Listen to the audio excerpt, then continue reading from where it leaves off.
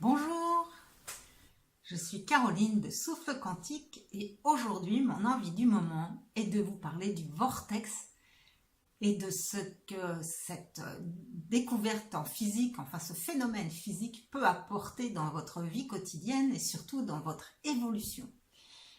Donc un vortex, qu'est-ce que c'est? Eh bien c'est de l'énergie ou de la matière qui se meut mais de manière tourbillonnaire. Alors quand j'étais petite, il y avait l'émission avec Gérard Majax qui proposait des tours de magie faciles à appliquer chez soi.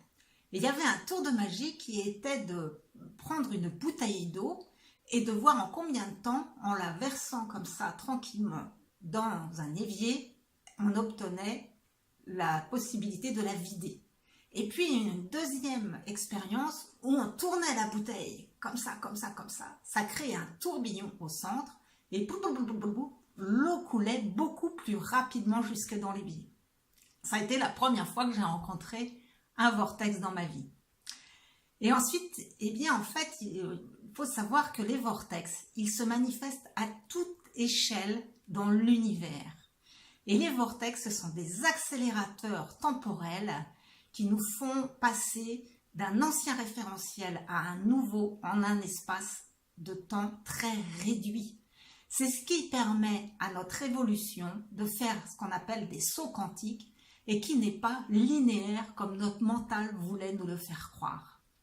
Alors, mes compétences en informatique ne suivent pas mes envies créatives, donc pour le moment, je n'ai pas de PowerPoint à vous proposer, mais je vous ai fait donc une petite image pour vous montrer différents types de vortex. Donc en haut, vous avez un vortex à l'échelle des planètes qui est donc ce qu'on appelle un trou noir, un trou de verre et un trou blanc.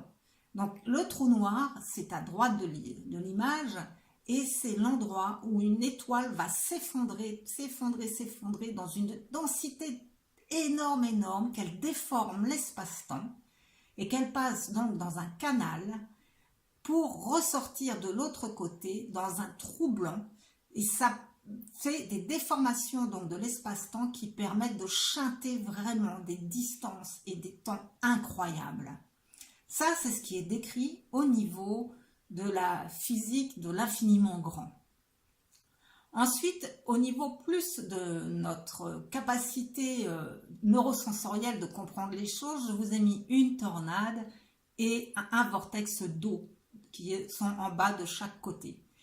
Ça nous montre qu'à chaque fois c'est le même principe, c'est-à-dire qu'il y a d'abord une condensation, ensuite une canalisation pour déboucher dans un nouvel espace. Et au niveau de l'infiniment petit, c'est donc ce qui se passe au niveau des orbites électroniques. C'est même si l'image qui est au centre là en noir avec des petites boules n'est plus vraie, parce qu'aujourd'hui nous savons qu'un noyau et des électrons, eh bien ce n'est pas des petites boules solides, mais c'est de l'énergie qui est plus ou moins localisée dans un endroit spécifique qui nous fait croire à une forme de solidité.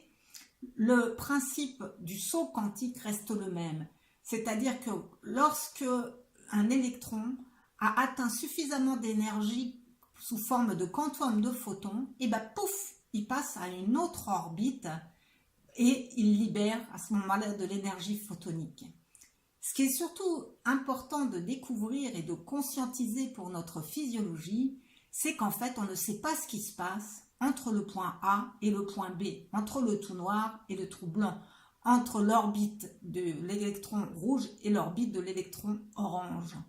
On ne sait pas. C'est-à-dire qu'il y a un grand mystère, mais qui permet cette accélération temporelle qui fait qu'une particule se trouve d'abord à un endroit A et elle se retrouve à l'endroit B. On appelle ça, au niveau de l'infiniment petit, le spin de l'électron.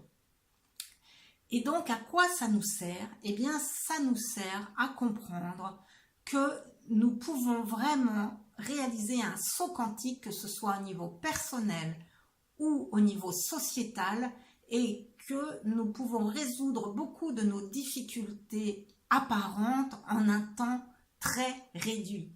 Et ça, c'est vraiment mon utopie, je dirais, que j'ai à vous partager aujourd'hui avec vous. Par exemple, je vais sortir un peu du contexte du vortex, mais on sait que toute la manifestation observée provient d'un champ informationnel infini mais en potentiel, et que c'est l'observateur, par sa manière d'observer ce champ, qui va provoquer un effondrement d'ondes qui va se manifester sous forme d'une certaine matière ou d'une autre. Eh bien moi, j'ai la conviction profonde que nous pouvons guérir toutes les maladies sur cette terre dans un temps très réduit si collectivement nous commençons à prendre en compte cette capacité de guérir nos corps physiques par la compréhension de ce système de vortex et l'intégration de notre forme ondulatoire dans la manière de voir la réalité. C'est l'espoir du jour que j'avais vraiment à cœur de vous proposer. Et si vous sentez que ce partage peut bénéficier à d'autres, eh bien merci à vous de le faire suivre.